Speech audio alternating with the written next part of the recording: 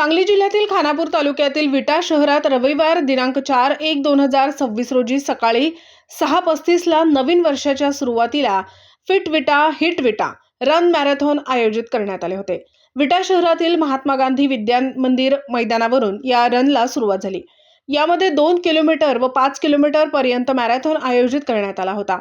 या रनमध्ये आमदार सुहास भैया बाबर व सह प्रशासकीय अधिकारी विक्रम बांदल, तहसीलदार योगेश्वर टोंपे सह सांगली जिल्हा पोलीस अधीक्षक संदीप घुगे साहेब, मुख्याधिकारी विक्रमसिंह पाटील यांनीही या मॅरेथॉनमध्ये धावण्यामध्ये सहभागी झाले होते। या फिट विटा हिट विटा रन फॉर चा बंदोबस्तासाठी विटा उपविभागीय पोलीस अधिकारी विपुल पाटील यांचा सहभागी होत बंदोबस्तात करडी नजर ठेवली होती। तर विटा पोलीस ठाण्याचे पोलीस निरीक्षक धनंजय फडतरे यांनीही बंदोबस्ताबाबत सूचना जारी केल्या होत्या। सदर विटा पोलीस ठाणे गोपनीय संबंधित पदाधिकारी यांनीही लक्ष केंद्रित केले होते। याच वेळी जवळपास विटा शहरात या रनमध्ये 2 ते 3 हजार विटेकर सह अन्य जिल्ह्यातील व तालुक्यातील तरुण युवक व तरुणी सहभागी झाले होते। तर अगदी 12 वर्षाच्या वरील तरुणांसह इतरांनी सहभाग घेतला होता।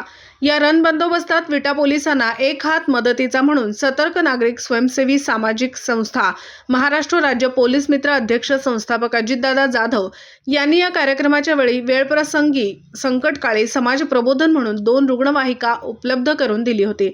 तर स्वतः पोलीस मित्र टीम घेऊन बंदोबस्तासाठी प्रत्येक पॉइंटवर सज्ज झाले होते।